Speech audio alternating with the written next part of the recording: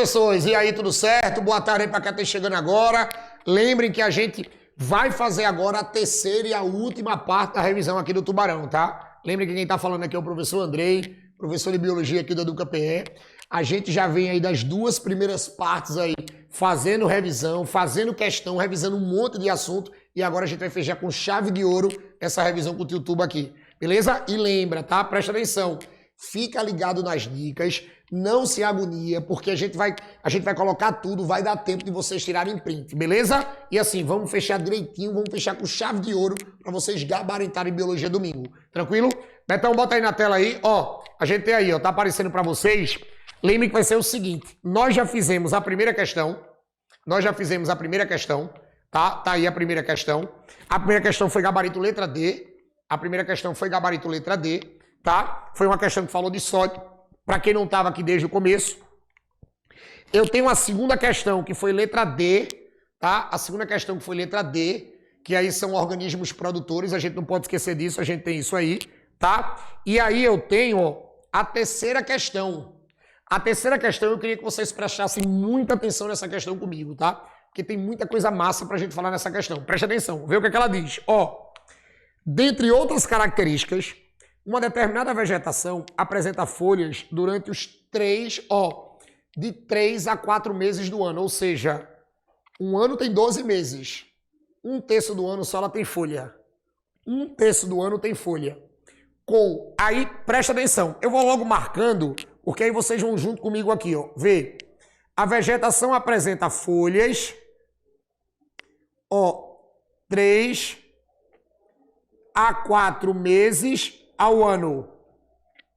3 a 4 meses ao ano, tá? Olhe, com limbo reduzido.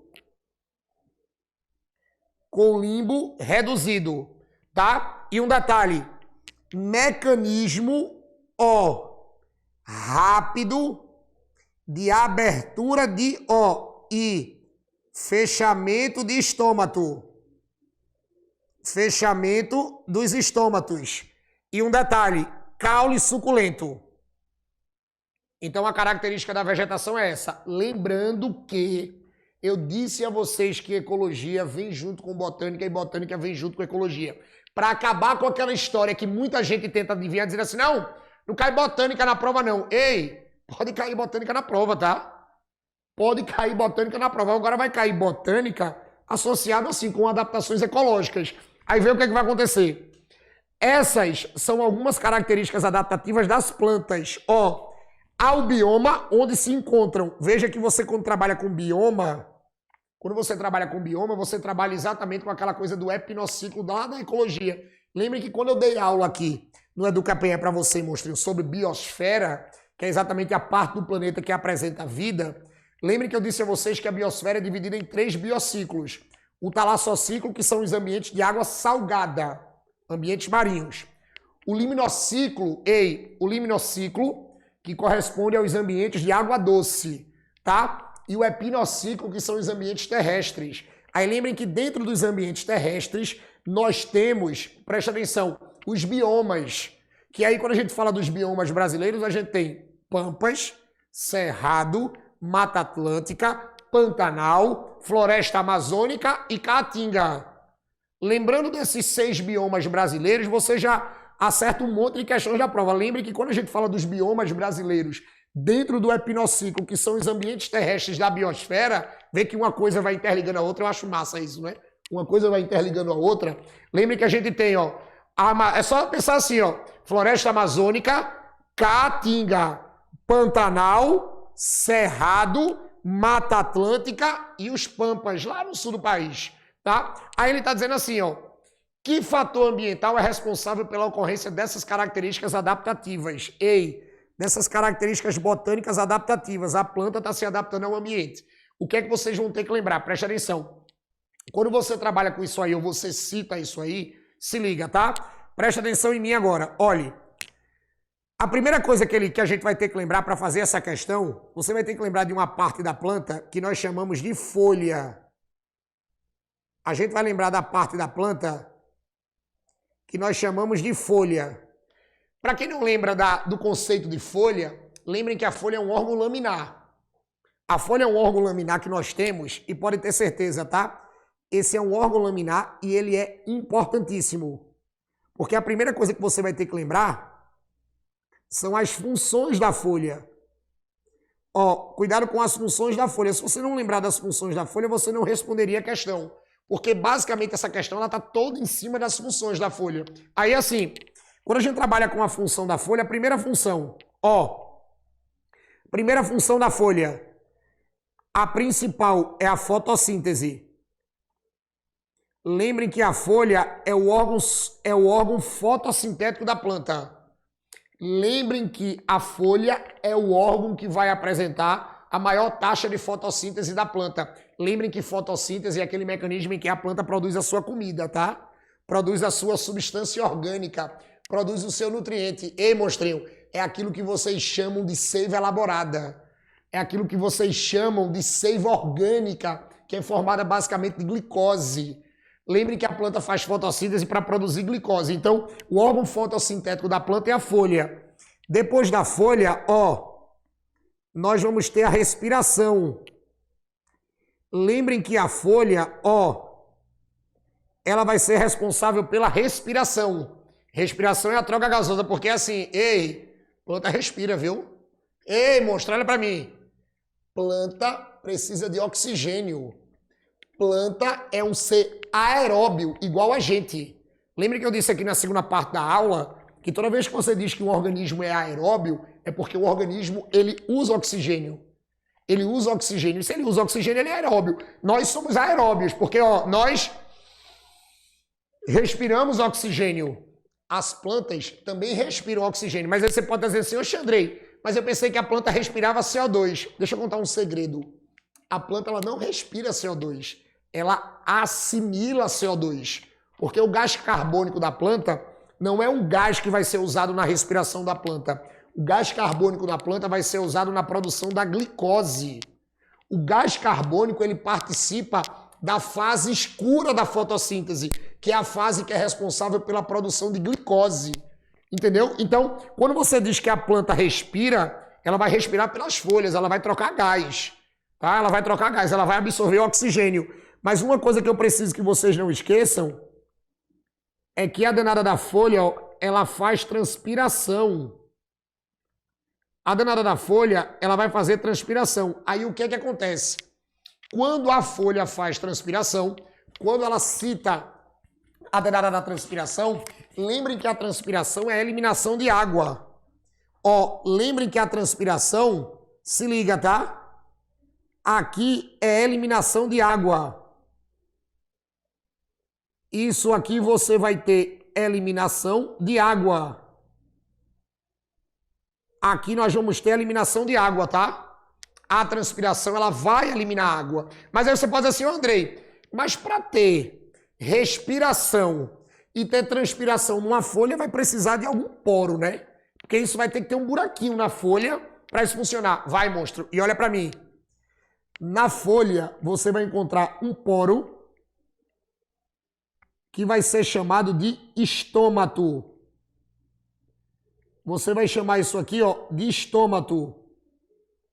O estômato é um poro. O estômato é um poro. E esse poro chamado de estômato, preste atenção, esse poro chamado de estômato, ele é encontrado na folha. Agora, Andrei, é um poro só? Não, são vários estômatos. Numa folha você tem vários estômatos. E é por esse estômato, ó, que a planta respira e a planta transpira. É por esse estômato que a planta respira e a planta transpira. E sabe qual é um detalhe que muita gente esquece? Nesse estômato aqui, ó, ele tem a capacidade de abrir, ó, ele abre e ele fecha. Ele abre e ele fecha.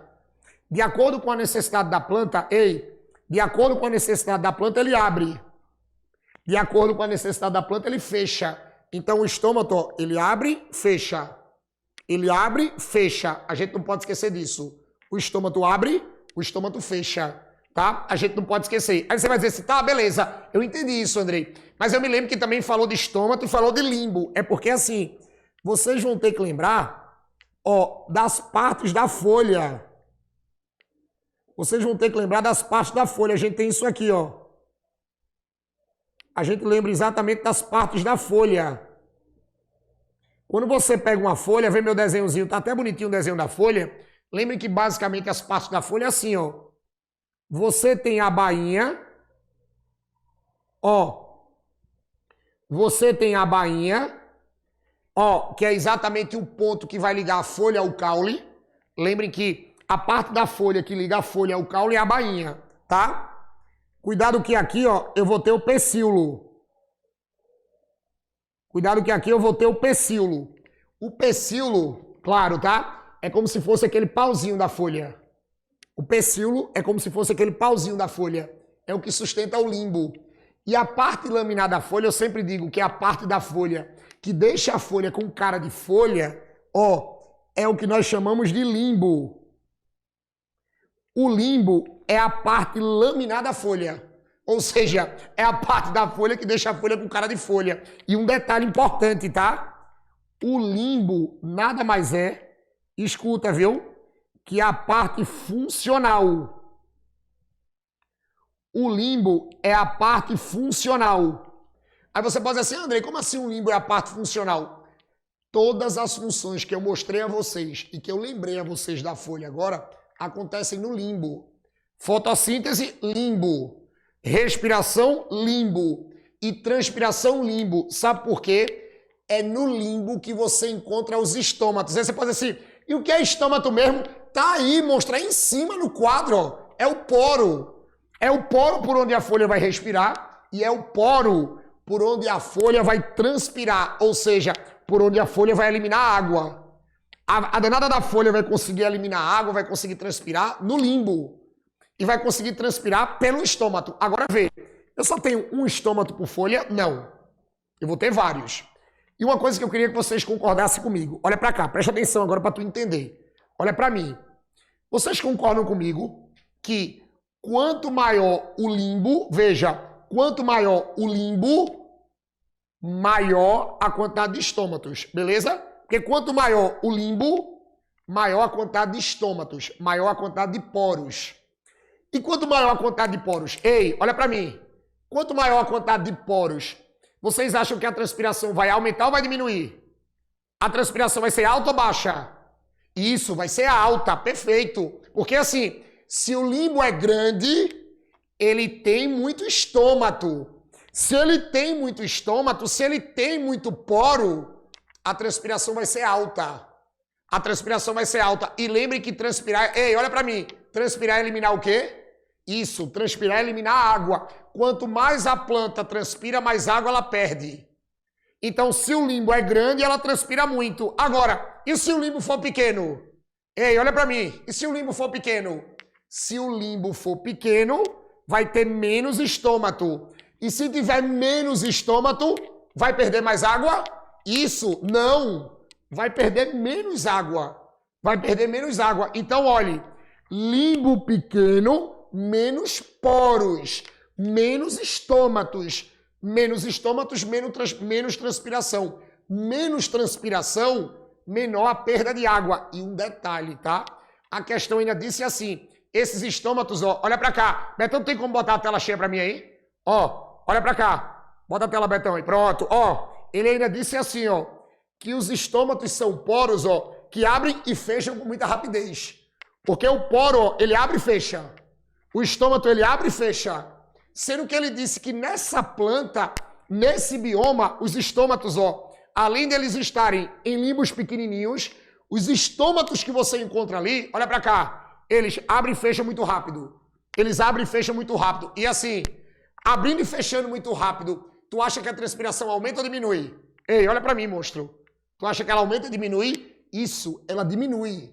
Porque se ele abre e fecha muito rápido, a partir do momento que ele fecha, já para a transpiração. E a partir do momento que para a transpiração, o que é que vai acontecer? Vai parar a perda de água, você diminui a perda de água. Então, olhe, ei, limbo pequeno,